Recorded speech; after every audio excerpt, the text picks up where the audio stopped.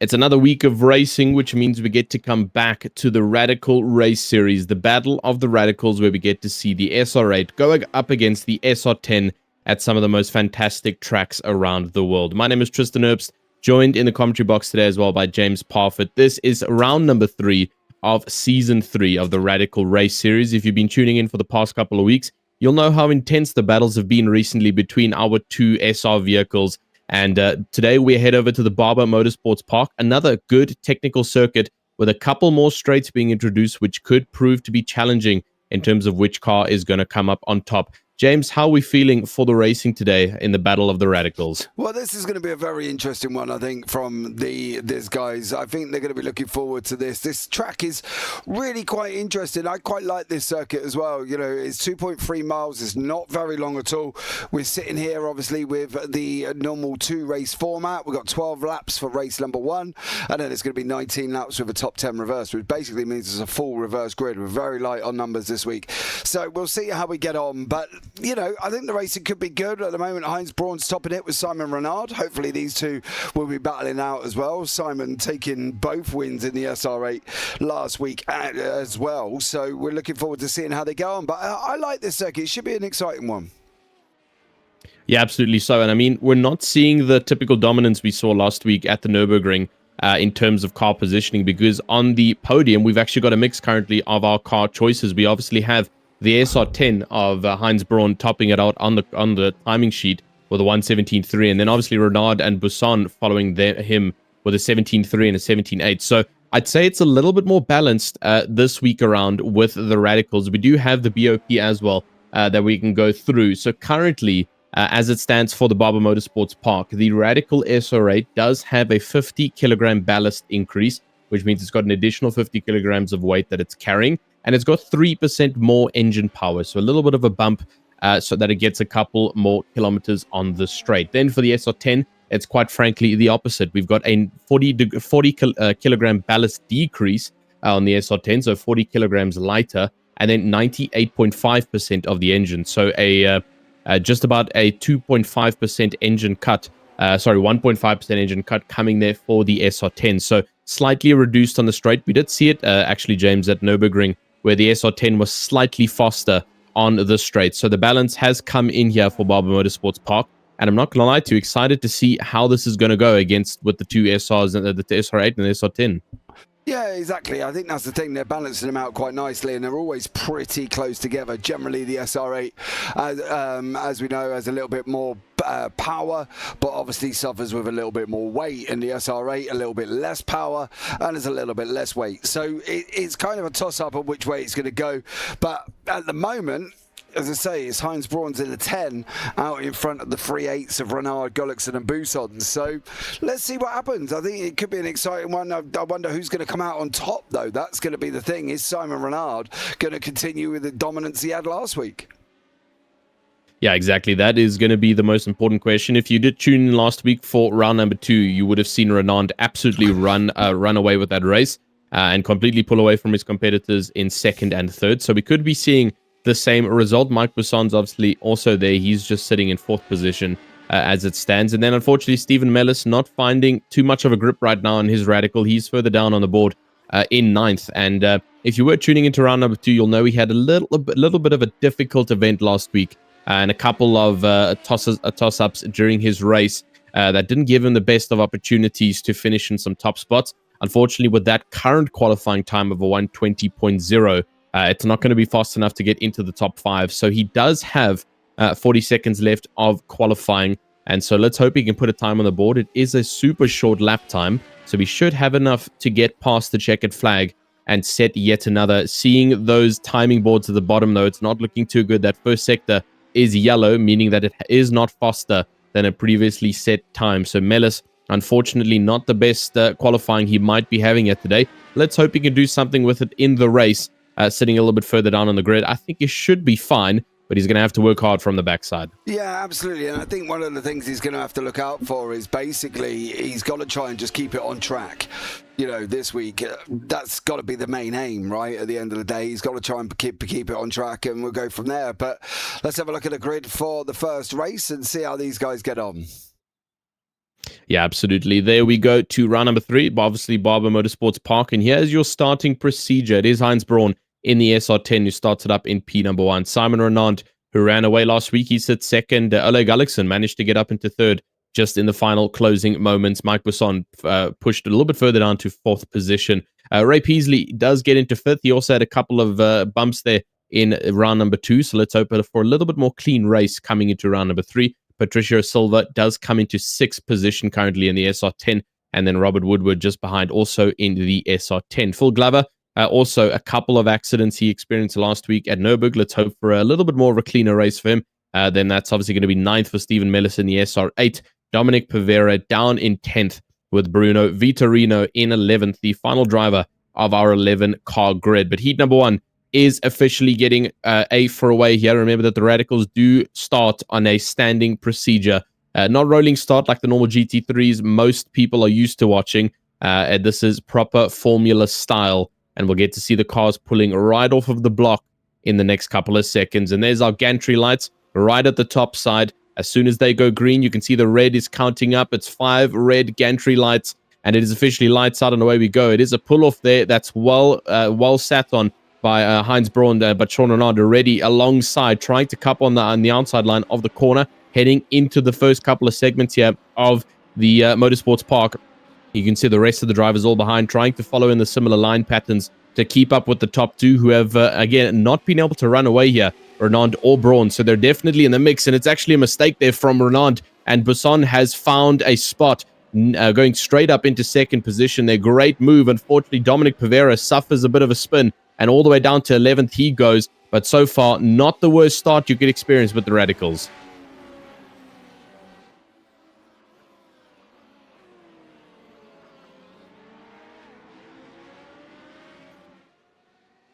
And make sure that they can get this one and get these cars going forward, because as I said, Braun's going to open up the gap unless these guys are going to tuck in right behind him at the moment in time. Busson, Renard and Gullickson cannot afford to fight. Braun is looking on fire this week and is opening up a nice little 1.1 second gap already.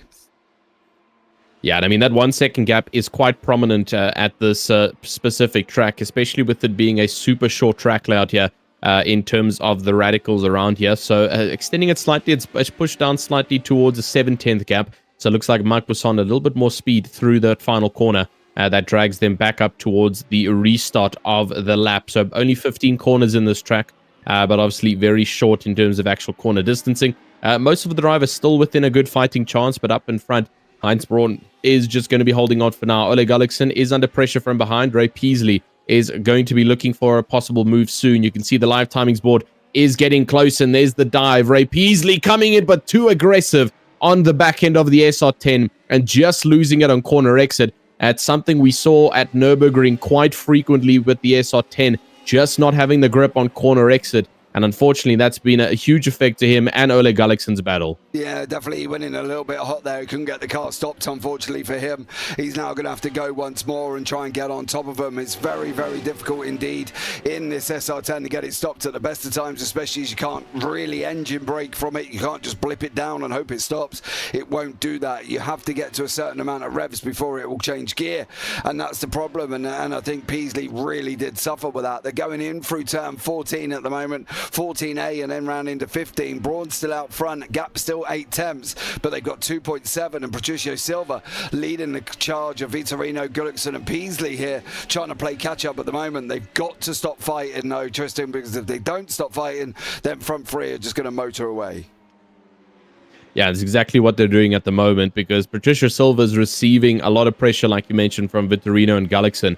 And as you can see, the gap is just further extending from 2.6 all the way up to 2.9 already, just in the last 2 corner segments. So the top 3 are looking to possibly get away with this one. Unfortunately for Heinz Braun, not the easiest of getaways here that he could have hoped for. He was enjoying that lavish life with a 1 second gap, but Mike Busson is slowly but surely maintaining that gap, if not dropping it slowly but surely as well. So might have a bit of a change for the lead there if we can see a battle coming on. Currently on board with Oleg Gullickson, just displaying the gradient difference here at this track. And it's incredible to see for Barber Motorsports Park just how many ups and downs we've got, which also change the traction of these cars. And that's what the drivers have to also prepare for. But Gullickson looking at the backside of this battle, hoping to possibly find an opportunity to overtake soon.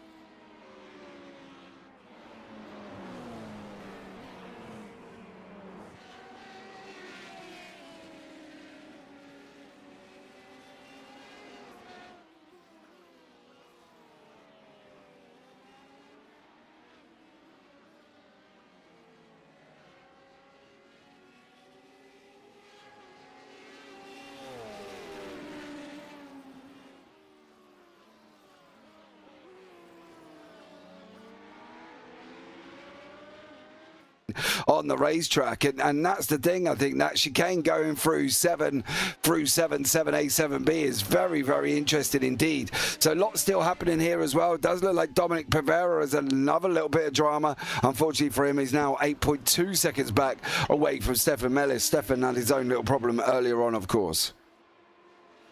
Yeah, so lots of changes up and down the grid. Bruno Vitorino also managed to get past Patricio Silva. And talking about it as well, Phil Glover just manages to get past Robert Woodward in the background. So a couple of switch arounds. Ole Gullickson now also passes Patricio Silva. Here's a replay of what happened to Robert Woodward. Just too much curb on the inside there, and the SR10 just being a little bit too low to the floor. Looks like he just managed to put too much against the curb there, completely unsettling that front left suspension. And that is what it'll do to the car. Unfortunately, chuck you left, right, and not able to catch it, especially at those speeds and at this track temperature. And that is the result. Woodward goes off the track. He hasn't been caught yet by Mellis, so it was a good recovery from him that he's been able to hold it up against, but he did lose out to Phil Glover by over 6 seconds. Back up to the top, though, we were talking about it. Heinz Braun, obviously in the beginning with that 1.1, I think that was also a lot of contribution was due to the fighting in the background, obviously with Renand falling off after his small incident, and then himself and Busson having a bit of a fight. They've kind of stabilized behind, and kind of just doing a bit of a follow the leader at the moment, just trying to close in on Braun. He's got the slightly better straight speed, but in the corners, the SR8 is catching up. So this is a bit of a cat and mice game that's going up in front, and let's hope it continues for the next 7 laps. We could be seeing a little bit of action towards the end for the top 3. Yeah, absolutely. I think Busson just had a wicked slide going in through turn 12, because he ended up bringing Simon Renard right back into the situation. You see now Renard's closing quicker on him than Busson is on Heinz Braun. So Busson's going to really have to get a motor on at this moment in time and see how he can get on. Patricio Gomez has also looked like he's had some form of drama at the same time as Robert Woodward, near enough. Ray Peasley's also been off the side of the circuit as well. But you can see Renard jinking all over the place as they're going into the left-hander at turn 5. He's definitely putting pressure on these two. One of the interesting things as well is if you keep an eye on what Heinz Braun's doing, there's a corner, I think is round turn 11 or 12. There's a bit of gravel, and it causes him no end of drama trying to get that SR10 rotated. So they're going to have to be a little bit careful of that gravel on the track as well, because otherwise there's going to be no traction out there at all. Yeah, and we've already seen what the traction can do to the SR10, especially on corner exit. With it just not enjoying it when the gearbox gets shucked into a lower gear, the weight distribution just completely unsettling the car. And obviously Peasley already demonstrating that to us earlier on in the race. So any form of traction loss on the track could just prove to be even more challenging. So definitely a bit of a watch out there for Braun. It has been picked up all over the circuit as drivers start to pull a little bit of gravel. Thankfully, the grass somewhat sits in place, but gravel does like to follow the car in its path. And with the obviously with the physics and hand model, and obviously the track modeling that happens here in iRacing, it is 100% realistic to how it is in real life. And you can see it on the left-hand side. That gravel is well sticking onto the track, so going over that will stick it to your tires and cause a little bit of contact loss between the tire and the actual asphalt surface, which can cause a couple of traction issues. So just hoping for these drivers. You can see it there on the right as well. It's been pulled on. And so that is what is commonly referred to as debris, or the non-racing line. And so you can see them all avoiding it, just trying to keep on the darkened racing line. That is going to be the best strategy there. And as Heinz Braun taking a little bit more of that chicane, trying to get it a little bit faster and pull away from Busson. but extending it slightly now to 7/10. Busson is unfortunately having to shift his focus though here, James, because like we mentioned, Renaud is not letting go of that 2/10 gap. No, definitely not. And the problem is the gap coming out front is extended. It's not coming down. Gullickson's got up to the back of Vitorino. Woodward did get up to the back of Peasley briefly. He's now out to 6/10 there for Peasley and Woodward. So they're getting close together. But I think Renaud really needs Busson to either get on with it or get out the way, because at the moment, if Braun keeps pulling away, he's going to look for a dead set that he's going to win this race. Yeah, absolutely. If Braun can just give a little bit more legs here and get over 1.2, 1.3, he's going to break that slip that could be generated on the straights. Only thing really right now that's allowing the SR8 to hold up with the SR10 on the straights for the time being. But as you can see, it's just swapped around again now, because Renaud's back to 3/10. There you go. Busson is jumping, and yep, Heinz Braun's made the mistake and did not see that one coming. And just coming into that downhill right-hander, just missing the braking markers. And he actually drifted a little bit towards the right-hand side there. So unfortunate to see from Mike Braun. You can see he had a bit of a late turn in there, just way too late on the brake marker, allowing both the SR8s to dive up on the inside. And now the roles have completely reversed. Yeah, absolutely. Now Braun's going to have to go full bore after Renaud. He can boost on out in front at the moment as well. Not a great lover of this circuit by judging what he's put in the community chat either. So he's going to have to, he's doing well for somebody that don't really like the track, but Braun's going to have to make sure that he can get that car stopped now, because it has caused him problems. And that was the corner I was talking about with the debris. You can see it on the left-hand side and you can see it on the right-hand side, and there's only one line through it, and that's straight through the middle that they've managed to clear. But you see Gullickson's got to slow down at this moment in time. But Busson out in front, leading on lap 9. How's he going to get on? Can he hold it from Renaud, who we know is very, very quick indeed? And Heinz Braun's now 2.7 seconds back. Braun's clearly had more drama. Yeah, I was about to say that I think Braun might have made another mistake, because it went from 6/10 all the way up to 2.9. So he's definitely made some kind of error in the SR10, and you can see it on the track map as well, how big of a distance it is now between these drivers. He has possibly a replay what he could have done. This is coming up towards up, and there you go. That would do it. Running out onto the grass trap. Not too much of a slowdown generated from that, but he did get a slowdown penalty for it. You saw there. And just having to completely slow down the car on track. And now 4 seconds, actually. So Heinz Braun completely out of this fight. There's only 3 laps left, which is only about 3 minutes and 30 seconds with this current track lapping time. So not going to be enough. Patricio Silva, though, has made another mistake. He's lost 2 positions.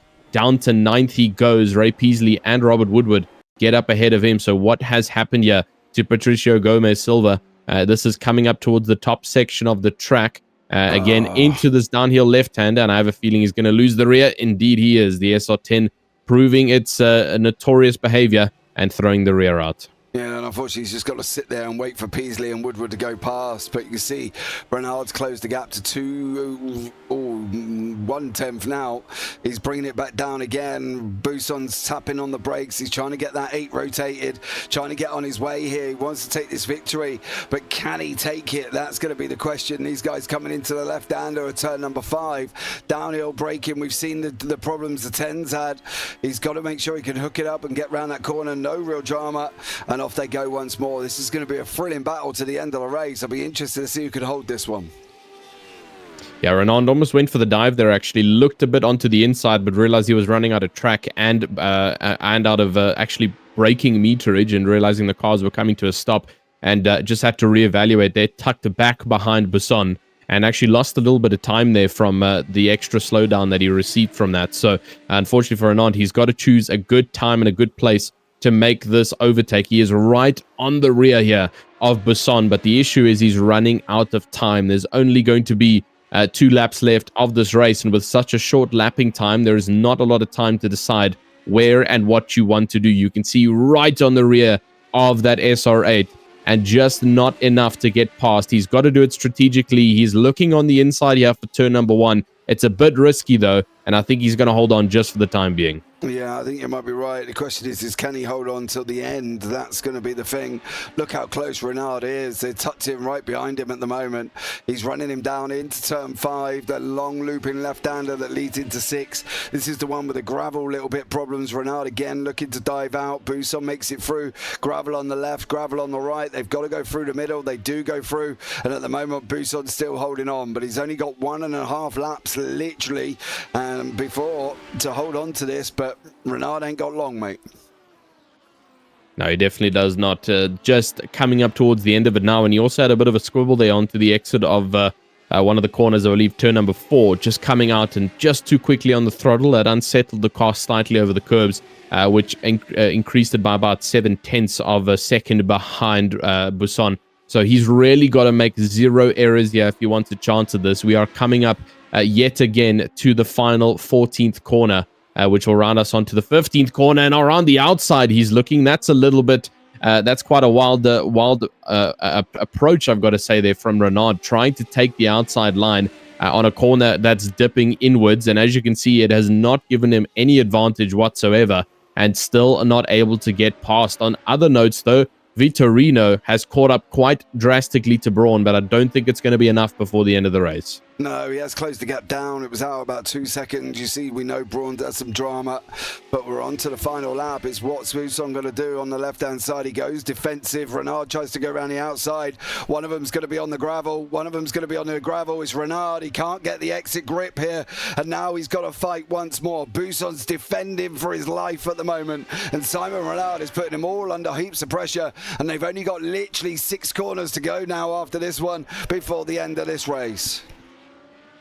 Yeah, this is going to be all or nothing coming up to the checkered flag line, and Renard looking absolutely everywhere around that red SR8 to try and find somewhat of a gap. He might even try and force himself in and just use his elbows here if it comes to a last case scenario, but you can see just he keeps closing, and then he keeps making a small error on corner exits, and it's just allowing for Buson to pull away with just that amount of time left. Again, going for the outside, almost losing the rear by tapping the grass on the exit there, and now looking on the inside almost. I thought that could have possibly been contact, but it's not going to be enough, and that is the checkered flag coming in. You can see standing up on top is the marshal with the checkered flag, and Buson takes the win with Renard just behind. What a great effort to try and get past. Braun will take 3rd, with Vitorino taking 4th, but these two were the real drivers of the day. Yeah, absolutely. You saw Renard into that final corner. He went full bore to try and pull him around the outside to see if he can get the cut back on the inside. Phil Glover's grabbed the podium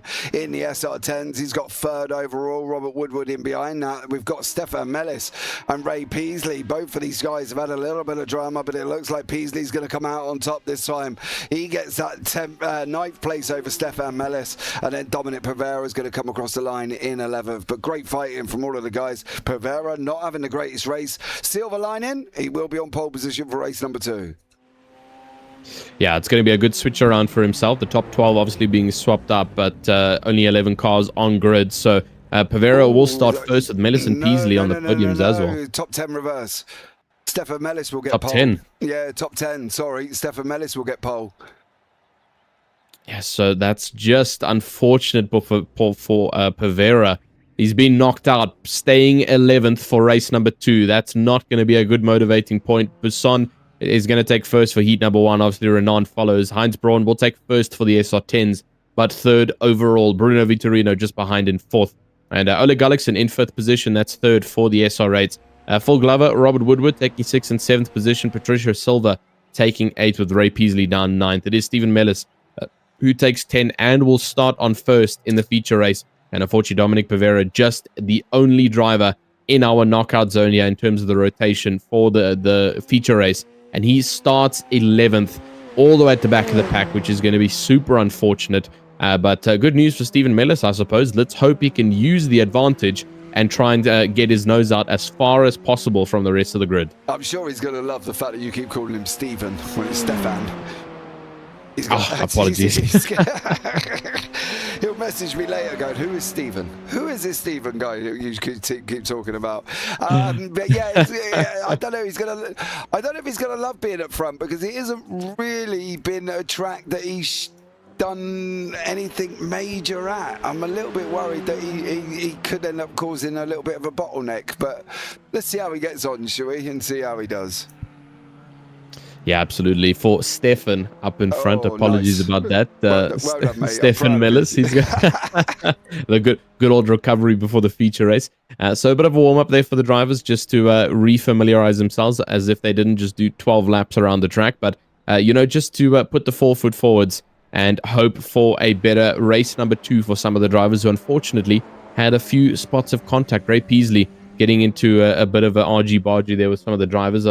Same goes for Patricio Silva. He didn't have the best one. Robert Woodward obviously losing the rear of the SR10. Let's hope he can keep it controlled. Phil Glover had quite a clean race compared to Nürburgring, and he obviously pulled out a third for the SR10 class, which is not a bad result at all for himself. But it is indeed going to be Stefan Mellis who starts up in front, like we spoke about, and then obviously Ray Peasley, as you see the starting grid, starts second position for the SR10s.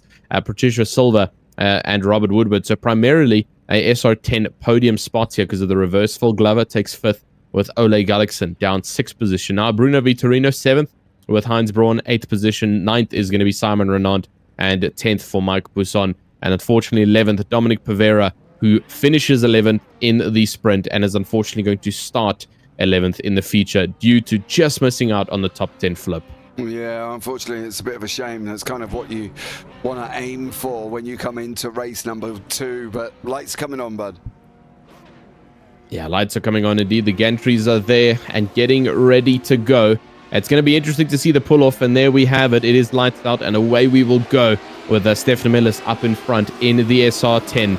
In the SR8, apologies, with the SR10s trailing behind him. He takes a slightly outside line coming into turn number 2, leaving the door somewhat open there for Peasley. No spot taken, though, whatsoever. Woodward and Silver follow just behind, but here comes the spot. Peasley saw the opportunity, and Mellis has gone on the grass, unfortunately, here. That's going to be a huge drop-off. Ole Gullikson's lost the car. He's down 3 seconds already, and there's a little bit of smoke in the background, but Ray Peasley, there's a lot of contact. There's a lot going on currently on the live timings tower. Something has gone terribly wrong. Woodward's down on the grid, and a couple of our drivers just not having the greatest of starts here, but Ray Peasley takes it here and takes first by an absolute storm. Yeah, the problem is not the fact that he's gone on taking the first place, is who he's got tucked in behind him. Heinz Braun up 6 places at this moment in time. Stefan Mellis recovers back to the lead of the SR8s. He's in 3rd overall, but Robert Woodward did have drama. We'll let this play out, and then we'll try and have a look back at Woodward's drama, at Vitorino's drama. What happened to Gullikson as well? More contact. Renaud's coming through on Busson. Busson's going to try and go underneath Mellis. He's got Peasley, I believe, in and around him somewhere, who's out in front. That's not Peasley. Who is that black car in behind Mike Busson? There's Vitorino, and Stefan Mellis unfortunately just got gobbled up faster than a Big Mac at McDonald's then. He just dropped down the order like an absolute stone, but you can see Peasley's out in front, but look who he's got tucked in behind him. Heinz Braun trying to make amends for race number 1. Yeah, we're almost going to have the top 3 back in action here, because Renaud and Busson already up into 4th and 5th position here. And like we say, Stefan Mellis just dropping from 3rd to 8th in just a couple of corner sequences. So just being absolutely eaten alive by that grid. That is so unfortunate to see. And down to 11th he goes. So our 2 drivers who had a bit of contact, that was Woodward and Gullikson. Not contact, but a bit of an incident towards the start of the race. We'll try and get the replays after these, the starting procedure here has somewhat calmed down, to see what happened with those 2 drivers. Obviously, Gullikson getting a bit of a jump there, as Pavera also moves down and Glover also moves down slightly. So a bit of a switch-ups coming up. But towards the top, we might see yet another switch-up, because Peasley is under immense pressure. Here comes Braun looking for a bit of justice from race number 1. You can see him looking all over around the black car up in front of Ray Peasley's SR10. A bit of an error though on the exit there from Heinz Braun. He drops off slightly again, but he's definitely not done, and an attack is prominent for the first place position. Yeah, I think you might be right. We can try and grab a quick look at some of what went on in the first opening laps. This is Ole Gullikson go up. He's just lost it coming up over the hill on his own. Big lock of the brakes, big puff of the smoke, and around he goes. Oh, what a save. This is the start of Robert Woodward's troubles. You can see Mellis went onto the grass there. There's Heinz Braun coming through, sending it free wide into the corner. And Woodward, unfortunately, is going to get clipped, and around he goes. Then he gets hit again. That's not the the end of it, though, Bruno Vitorino having his own little dramas as well. Not far behind Robert Woodward. Vitorino tucked in there. You can see the drama. I think that's where he went off, and then he hit Woodward, if I'm not mistaken. There you go. Yep, into Robert Woodward. Yep. And this is what sent him back into pit lane for Robert Woodward, moving incredibly slowly indeed. And unfortunately, he just pulls over and calls it a night. Peasley still managing to defend at the moment for Brawn, but look at Renard. He's got Gomez, Buson, and Vitorino coming at him in behind him, and it's going to be interesting to see what Vitorino can do here with Buson in front. It's a very good split of 10s and 8s at the moment. It's a 10s for the first two, then 8, then 10, then 8, then 10, then 8, then 10, then 8, then 10, all the way through. So great little split we've got going on at the moment. Yeah, I think this is the actual objective of the Radical Race Series, is to actually see the splitting happening up. So far, it's just been a bit more of a dominant SR8, but it's looking good so far for the feature race here for the Barber Motorsports Park. You can see a little bit of the bent front splitter there coming from Bruno Vitorino, and we did see Woodward obviously limping on track, which is why he returned. Definitely a bit of a broken front suspension that he received from the tap from Bruno Vitorino, and you can see the after effects as well on Vitorino's car with that dent on the front splitter. So he's got to watch out a little bit. That front area is going to be somewhat affected, but not too much to the point where the car becomes uncontrollable. Definitely not uncontrollable. He looks for the gap and he finds it. Right around he's going to go. And what a move on Silva. Vitorino moves up into 5th position and now chases onto the backside of Buson and Renand. But so far, Peasley doing an incredible job of keeping Brawn behind. I would have thought by now he would have lost it, possibly in the replay watch, but he's doing an incredible job at keeping that SR10 up in the top spot. Yeah, absolutely. Why that was going on as well. Buson just snuck past Vitorino with an incredible move at the same time here. These guys have swapped places. Heinz Braun did get Peasley, but Peasley got him back not long after. So I'm guessing Braun may have made a mistake. But at the moment, Peasley's doing an absolute stellar job keeping Heinz Braun in behind him. And there is a massive, massive difference in IR rating in the game itself. You know, Peasley's sitting on 2K. Heinz Braun sitting on 5.7. So that is absolutely insane that Peasley's doing such a stellar job holding on to the lead at the moment. We're keeping Braun at bay. Yeah, absolutely. I mean, somehow Peasley's actually got the much better safety rating, so you can see the priority shifts coming between these two drivers. Braun chasing down that I rating in public lobbies, and now chasing down the lead of this race as well. Onto the offense he goes, and onto the inslide, and that's going to force Peasley onto the gravel line. A little bit of grip loss, but it is officially a switch for the lead here, and Braun moves up into P1. Can Peasley hold on and possibly try and get this back, or is he going to fall under the pressure there of Simon Renand, who is starting to catch up to the top 3? There is a slow car on track. That is, I believe, Pavera, who's just sitting in the middle of the track. Not too sure what's going on there with Pavera's car, and currently just stationed on the left-hand side, thankfully not on the racing line. And the race leaders do get past quite swiftly. But Renand is officially in the battle for the first position, with Buson slowly but surely catching up to make this four-way. Yeah, Renard in there as well. We can have a look and see what happened to Dominic Pavera. I don't know if it's anything dramatic or whether or not he just stopped here. I wonder if he's lost something here, because all of a sudden he just slows right down and unfortunately just gets gobbled up by the leader. Stefan Mellis has unfortunately had a continuing his bad evening. Yeah, he's got his own little airflow on the front feet there, cooling his feet down. At least he won't get hot feet, and then runs in wide, hits the brakes, and unfortunately, well, that's the result, as you can see, for poor old Stefan there. But yeah, Peasley at the moment now is just, Braun's cleared off up the road, which is what we kind of expected to happen. But he's now got Renard in behind him as well, which is also not going to be an easy fight. I bet Buson's wishing that he would hold on to him here and keep Renard behind him as long as possible, give him a chance to catch up. Yeah, the issue is that Buson isn't really catching up, because the last lap it was 2.2. It's only 2.1 right now, and so he's not catching us as fast as he would hope for. So definitely agree with you there. He's hoping that Peasley's going to use the same defensive strategy that he used on Braun, that he might use on Renard, to hopefully keep Renard a little bit at bay and allow for Buson to catch up and join this battle for second. Because unfortunately, Braun's already out of the picture, almost 2 seconds up on the field. But like we saw in the sprint race, it was the same result, and he got caught up by the SR8, and there's contact. There's contact, and Renard goes too deep. But what a good save from both of the drivers. Peasley still faces forwards, Renard still third. all that they've actually done is just allow for Buisson and the rest of the grid to catch up, but a little too deep there coming from Renaud, tapping the outside, tapping the inside left there of Peasley, and almost taking both of them out. But what a great save to keep the racing alive. Yeah, stellar job there from both of the guys at the moment. Well done to them. Peasley, I think, as you say, Renaud went in too hot, tapped Peasley, and then kind of waited for him just to get the car back on the circuit a little bit. You know, great sportsmanship there. But yeah, great racing so far, and Peasley's doing an absolute stellar job, dude. He deserves to be where he is at this moment in time, and he's done a job for Buisson, which is what we wanted him to do. He's got Buisson tucked in right behind him. So yeah, great job from all of these guys at this moment in time, and Peasley still holding on with Renaud and Buisson in behind him. Yeah, this has turned into a three-way fight now. Unfortunately, that tap has allowed Braun to completely evaporate from the grid here. 4.4 seconds of a gap, and continuing on.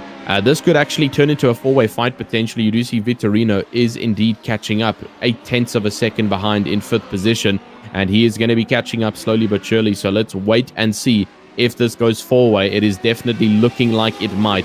And obviously, now the fight's also going to be on with Buisson being right on the rear of Renaud, which might give Peasley a little bit of breathing room that he would have hoped for, because Renaud has been a little bit aggressive on the backside, trying to get that SR8 into 2nd position. But now there's another SR8 who wants the same result, so we might see a bit of that fighting action in the background in hopes that Peasley can get a bit of fresh air and run away. Yeah, I think that's what Peasley's hoping as well, but it doesn't look like he's quite getting that freedom at the moment here, to be honest with you. He's still got Renaud tucked in behind him. He's still got Buisson in behind him. Braun's just made a mistake. He's been brought back into it as well. He's going to be a little bit upset with himself, because I can tell you that much. Braun has now been brought in 4 temps. Not ideal. He had an insurmountable gap up front, and now it's come down to less than half a second. Yeah, this has actually gone 5-way. If Vitorino does catch up a little bit here, this is going to be probably one of the best battles we have out on circuit. Unfortunately, from Silver all the way down to Woodward is pretty non-existent in terms of a battle. Gullickson might catch up to Silver, and then we could see a bit of a battle going on there. But for the time being, it is all eyes on the battle for first. Again, Braun is kind of starting to extend it, but he made that one error, and it allowed him to come all the way back. And we saw the same error being happening in the sprint.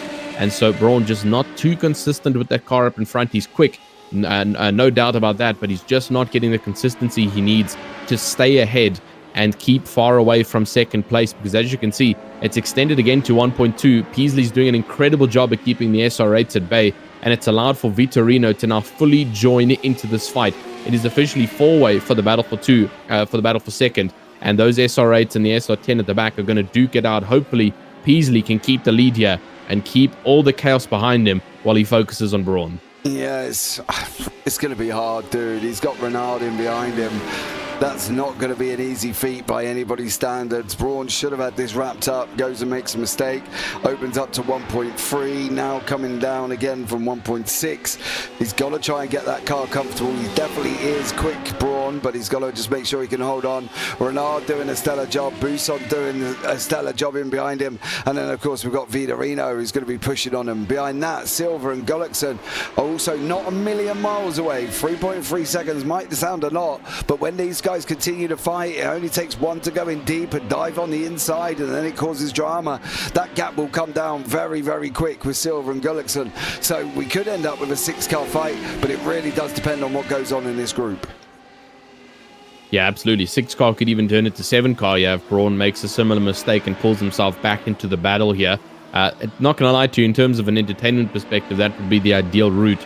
Just to allow for anything possible to happen at the end of the next 9 laps. But it does look like Braun is finding a little bit of stability, keeping about 1.5 seconds away from Peasley. And here comes the potential dive. Almost a bit too hot again coming from Renaud. And he did have to just remain on the inside. And as you can see, that hasn't had the best of effects for both of them, because Buisson is now under 2 tenths behind and catching rapidly onto the backside here of Renaud. Peasley still doing an incredible job at keeping the elbows out. And like you already mentioned, that is an incredibly difficult feat, trying to keep Renaud behind. But he's done it for the past couple of laps. He just needs to hold on and hope that Buisson will put the pressure on to relieve himself from behind. It's going to be difficult to keep that Benetton livery, to keep him at bay without trying to take the overtake here. He is relying on Vitorino and Buisson to try and attack. But for now, They're remaining slightly dormant, and it's putting a lot of pressure on Peasley. Yeah, absolutely, and that's the thing. Peasley's going to have to he's got to defend, dude. He's got to drive out of his skin. He's got to come out this corner. He's got to go to that inside line. He's got to hug it. Don't give Renard an ounce of gaps, and he didn't. He pulled it back onto the line. Peasley, I've got to admit, is doing an absolutely stellar job. Probably one of the best races I've seen him drive this season, and he's doing absolutely amazing. Buson takes a completely different line through that car. Oh! Renard's in the wall. That's huge. Yeah, that's absolutely huge. Renard has just totaled his SR8. I saw multiple bodywork pieces falling off. He just took too much grass and came over the nose there of Buson on the exit of that hairpin. You can see on the grass he goes, loses the rear, and just clips into the wall. That's his whole front and rear completely gone. He's got a nice little check engine light probably on the dashboard. There's a lot of smoke coming out the back. And so that's definitely going to be a toe back. Renard's race is completely over here in terms of chasing the podium. There's only 8 laps left. Buson is struggling as well, dropping further and further off the tier list here. Peasley has got a chance here to get second overall. He just needs to keep the consistency that he's had this entire race. You were mentioning that one person can make an error and all things could fumble, and it's unfortunately happened with Renard and Buson getting a little bit intertwined, and the two of them completely out of the battle for third. Yeah, look at Buson's car, bro. He's broke. I don't know why he didn't go into pit lane then to nip in and get a fast repair done and come out the other side, but his front is all over the place. You can see the nose bouncing around. It's going to be dragging on the floor. It's going to be holding him up. He can't really rotate the car at the moment. Glover's got a great opportunity of stealing that position away from him, but he's going to have to get a move on a little bit. But Buson's nose is just flagging around like a bad plastic surgeon job, unfortunately, and he's going to have to try and do something with that car. Peasley, however, he's got Vitorino closing in. Peasley now, we knew he was wishing for something. Whether or not he would have wished for that, I'm not entirely sure, but whatever it is, he's had a bit of a bonus, and maybe he should go and do the lottery after this, because he's had a lot of luck going into this race too. Yeah, and I mean, all he needs to do now is just do the same thing he was doing against the SR8, against the identical car behind of Vitorino. And we know Vitorino's also got the pace. He was fighting it out during the sprint here. Obviously had that unfortunate tap with Woodward at the beginning here, and obviously putting a little bit of damage on his car from the get-go. But Peasley has been Mr. Consistency here for the feature race. Absolutely no damage and completely unscathed so far. Obviously a little bit of a tap that he had there with Renan, but I doubt that did anything at such a low impact speed. So all he needs to do is just hold on and just keep the elbows out. Give all the defensive lines. Like you mentioned, don't give any space to the opponent behind, and he should be good to keep the second place. Unfortunately, Braun pulling away already over 3.3 seconds. There we obviously see Renard. He's back out on track, and into 9th he will go, getting past Pavera, obviously being dormant on track and still sitting there, I believe, or sitting somewhere. He's not currently in the pit lane, I don't think, and bit of an odd one there. But for the time being, Peasley, this is the biggest fight that he's going to have to deal with here. Equal machinery down to the line. Only about 6 laps left to go. He's just got to hold on. Yeah, absolutely. He's got to fight. As Paul LeMay says in YouTube chat, cracking job, Ray. He is driven out of his skin. Paul, in race number 2, he's done an absolutely stellar job. He's just got to keep taking his line, keep being consistent, keep using the car to do what it needs to do. Drive it as much as he's comfortable on and see how he gets on. But at the moment, he's keeping Vitorino at bay. Gullickson's trying to get Silva in behind that. Buson has now lost that place to Glover. He's got Mellis closing in on him. However, Mellis is 45 seconds back. I don't know if he's going to be able to catch him within the next 5 laps, but Buson is losing chunks of time at the moment. He did a 1:26 that last lap. Stefan Mellis did a 1:20. So that's 6 seconds gap for Mike Buson. Don't 6 times 5, what's that, 30? Oh, he might have it. Oh, I think Buson might hold on here. Vitorino's going to go and try and dive Peasley. Big locks of the brakes. Oh, Vitorino was tough on Peasley there. Dived in deep, and unfortunately Peasley's lost that position. Yeah, and I mean, you saw Peasley just kind of gave the space. The deep lunge came in there from Vitorino. Not really too much space that he had to work with, but Peasley had to go wide to avoid contact. And that just gave the track control there towards Vitorino, and he's used that to his advantage and pulled up ahead. Peasley only 4/10 away, though he didn't lose too much of a battle here. He's just got to remain consistent now and try and fight back up towards Vitorino, or possibly hope for an error. It's gone in his favor so far tonight, with a couple of the drivers unfortunately losing their legs, but he just needs to hold on. Coming up to about 5 or so laps left, and not much time left out on the circuit that he needs to perfect. Just needs to be consistent and get the car rolling as it stands. Unfortunately, not too much going out on circuit for the time being. Gullickson is on the backside of Silva. That's the battle for 4th position, but everything else is kind of distant for the time being. Peasley already over a second away from Vitorino, so not looking too good here for Peasley, and he might have to settle for 3rd if he cannot catch up to Vitorino in time. Yeah, I think he's going to hope that Vitorino might make a mistake here. I think that's going to be where Peasley might get that back. Gullickson's trying to close all over Patricio Silva. Of course, Gullickson having drama at the beginning, and it's not really been a great race for Ole, or great round in general, to be honest with you. But, you know, we're going to see how he gets on, whether or not he can take this win in the SR8s. He does look like he can. Mellis is bringing the gap down to Buson. It's now 33 seconds. Mellis, last time out, 120. Buson on a 127. So that's another 7 seconds that Mellis has gained over Mike Buson. Again, Mellis just got to keep it on track. We know he does struggle with that at times, so he's just got to keep it on track. Simon Renard's got himself a slowdown. Unfortunately, he's pushing probably the butt off that car to try and make up some positions, but we'll see how he gets on at the moment. But I'm going to keep an eye on that Mellis time and see how much further he can bring it down. But at the moment, all the action's here with Gullickson trying to get past Silva at the moment. Yeah, I think Renan possibly just, maybe trying to get one simple thing over Foster's lap here, and pushing that car to its absolute extent. Let's hope he can maybe get it. That would be a little bit of a sweet spot after such an eventful race that puts him all the way down in 9th. You can see Gullickson right on the backside of Silva now, and he's going to be just closing and closing in that SR8, and just finding his consistency now a little bit further towards the track. Towards the end of this session, obviously in the beginning it was a little bit messy, but it looks like he's been able to recover most of it. Unfortunately, some corners he's just not finding it against the SR10, but on others he is finding a little bit more of the speed against the SR10. So let's hope that Gullickson can do something with that knowledge. Unfortunately, Peasley 3.3 seconds behind Vitorino, just after 2 laps of being overtaken. So unfortunately, not much chance. The only hope that Peasley has got at this point is for Vitorino to make an error somewhere out on track, which also does not look likely, because Vitorino is definitely in the zone to hopefully try and catch up to Braun, but at 4.5 seconds of a gap and only 3 laps left to go, it's just not going to be enough, in my opinion, for either of those 2 results to happen. So for the time being, it's just going to be Gullickson on Silva, trying to push his SR8, the purple and yellow SR8, to the end, and hopefully get one more position up on the spots towards 4th. Yeah, that's basically all Gullickson could try and do here, but I think he's got a tough job. I think Silva's going to hold on to this one. Mellis, 24 seconds, 126 over a 120.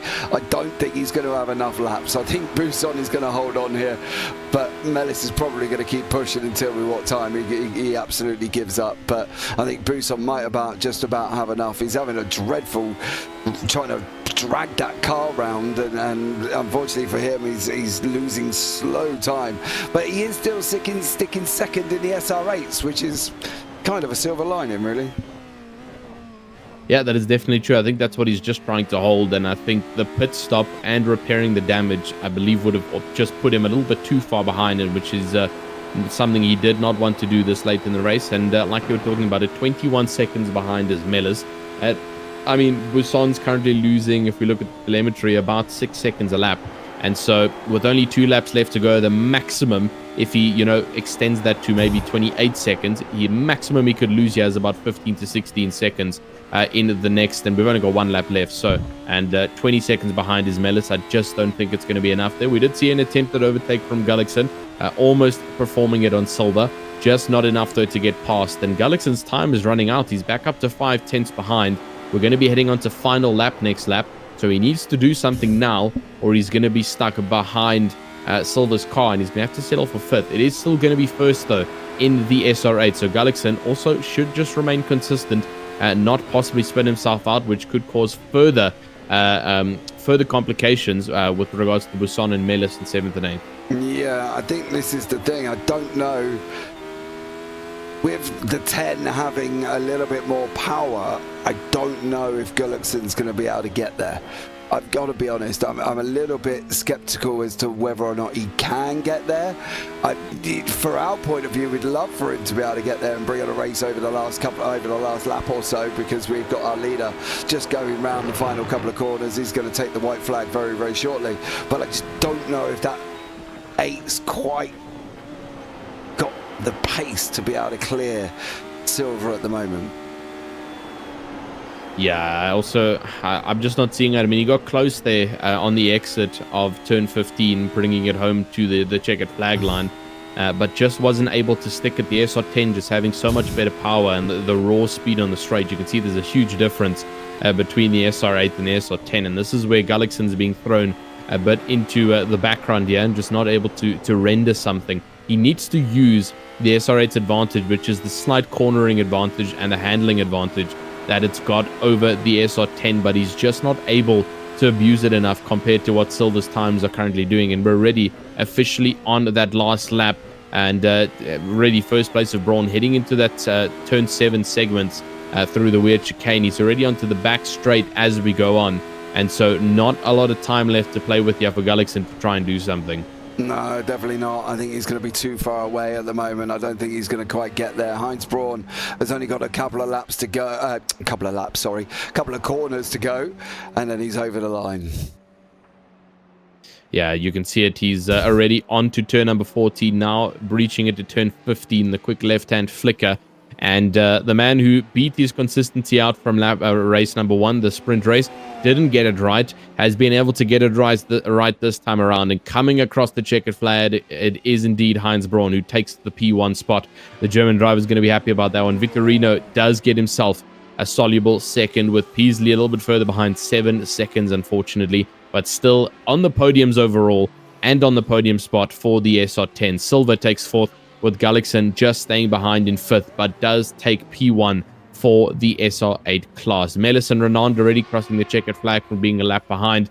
Glover still quite a bit of a distance behind, as we do see him chasing. He's only heading through turn 14 now through turn number 15, and then we've still got Buson out on track, who was able to keep ahead by 13 seconds. Another 2 laps and he would have been in major trouble with Melis behind. Oh, he got saved anyway, because Melis got lapped at the end.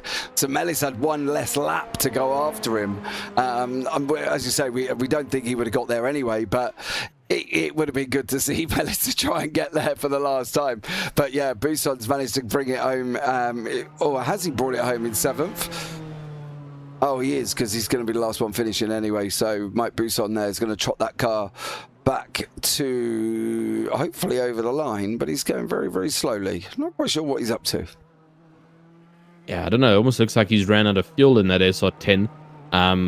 Or he's just maybe a little bit relieved and just taking a bit of a break, knowing that he was able to salvage a second position in the SR8s, knowing that Melis and Renand behind are both over the checkered flag line.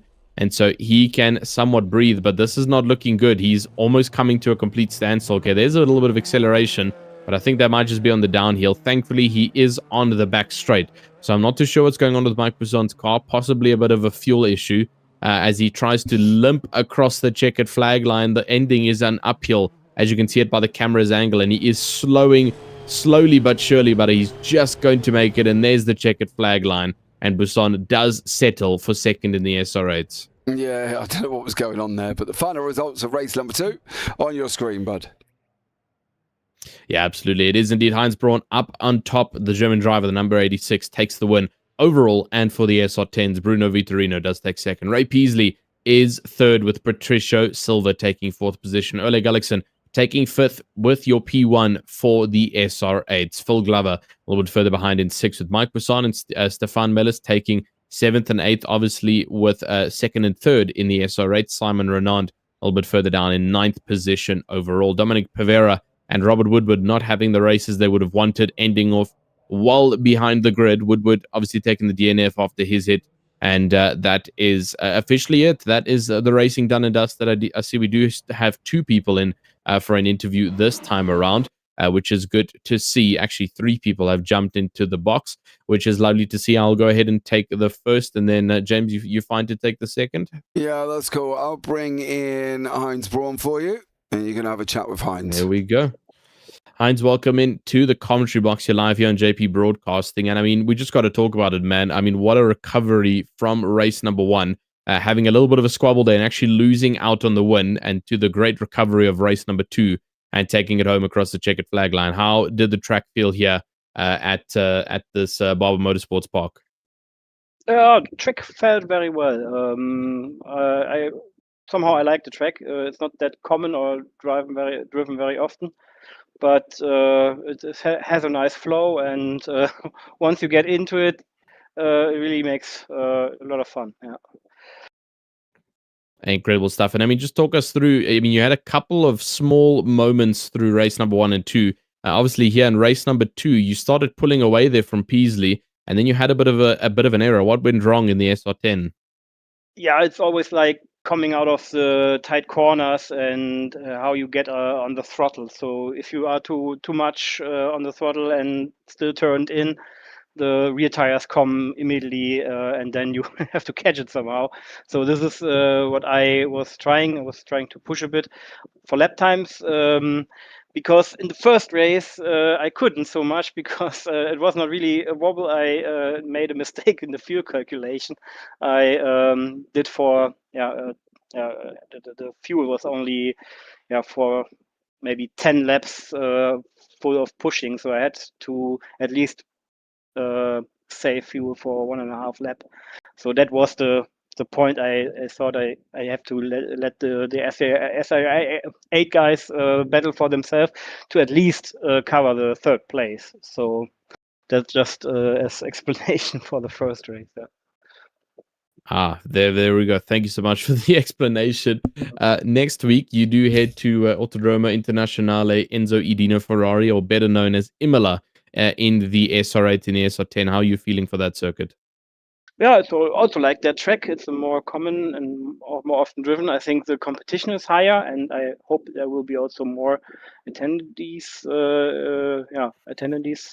from the community next week. I hope for a good race, and looking forward for it. Great stuff. And then final question before you head out for the night. Is anybody you'd like to thank or mention before you head out?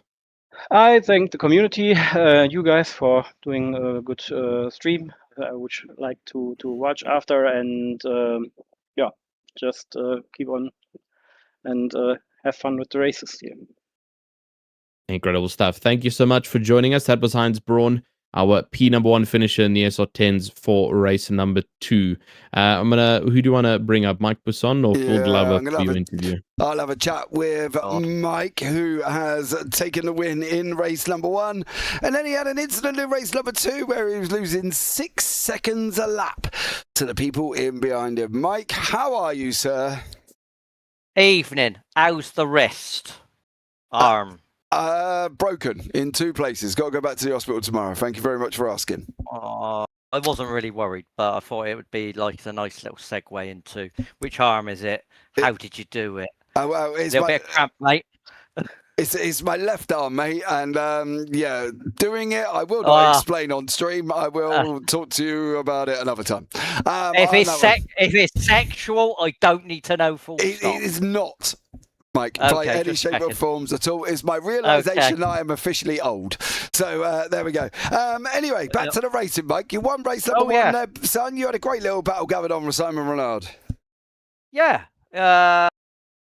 It's one of those tracks where you got to go slower to go faster at the end of the day. You just got to be so smooth. And that generally, it's the mistakes that will lose you the race. You can be fast as you want round there, but ultimately, you can't make a mistake, or it's just somebody's slipped on through. Absolutely. Race 2 though, bud. You finished 2nd overall, limping the car over the line, shall we say?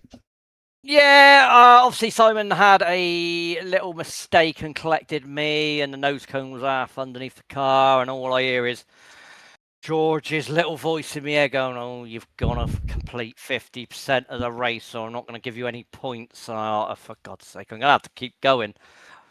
And obviously, I think Stefan was quite a long way back, so I thought, yeah, I can drive around like an old man for half a race. That's not a problem, just to keep the locals happy. What was going on at the end there, Mike? You trickled over the line. Oh, well, because the nose cone was off, obviously it used so much fuel, I just didn't have enough to get round to finish the race, really. I was amazed I even got to the line. Well, you did, son, so well done for you. First in race number 1, second in race number 2. Anyone you want to shout out, bud, before I let you go? No. Okay, take care. Catch you soon. Pleasure. Bye. Bye. So direct. Yeah, what a conversation stopper. Right, I'll give you Phil Glover, bud, and I'll leave you to it. Yeah, absolutely. Phil, last one of the night. Well done on the consistent race. Much better than we had seen in round number 2 at Nürburgring. How did the car and track combination feel? That was a disaster last week, wasn't it? I think I was on the last lap when my VR packed in. And I think I was in second place as well or something, which would have been the best result I'd ever had. But yeah, and it, to be honest, it did the same again tonight. 2 laps from the end, it froze. I went off, parked it on the grass. I know it comes back on again literally almost straight away. So I managed to get going again, and I didn't lose any places. But I don't know what's up with it. We've tried to do diagnostics on it, and it doesn't throw any errors or anything. So yeah, but it's really frustrating, I must admit. Yeah, I can imagine. It's like losing your eyes during the race. You don't really have much visual, not much you can do, just relying on pure car sound or anything like that. Yeah. But I mean, next week, hopefully it's a bit better. We do head to a little bit more well-known circuit for just global racing in general. It's obviously Autodromo Internazionale Enzo E. Dino Ferrari, or like the normal people call it, Imola. How are you feeling for Imola in the Radicals? Yeah, I quite like Imola, to be honest.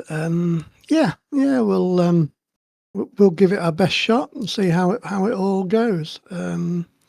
Yeah, there aren't any football clashes on, are there? I don't think so. I'm not 100% sure. I actually can't answer that for you. Let's hope not, because that'll be good to see you there for next week. That's obviously 9th of July.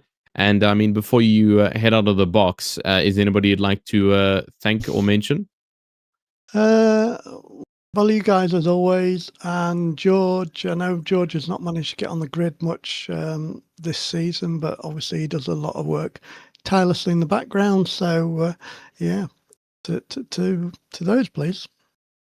Incredible stuff. Well, thank you so much for joining us. We hope to see you next week at Imola with the same consistency we got to see here tonight at the Barber Motorsports Park. Thanks so much for joining us. You're very welcome. See you next week. Cheers.